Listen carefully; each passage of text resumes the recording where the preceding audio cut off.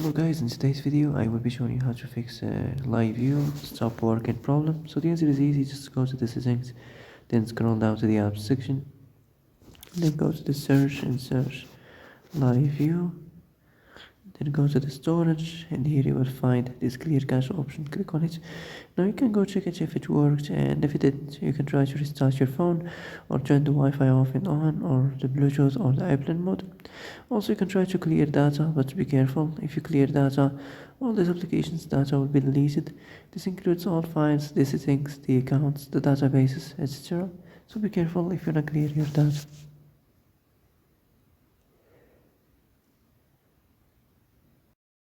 And that's it for today's video. I hope this is the answer you've been looking for. If you like this video, don't forget to like and subscribe, and see you in the next video. Thanks for watching.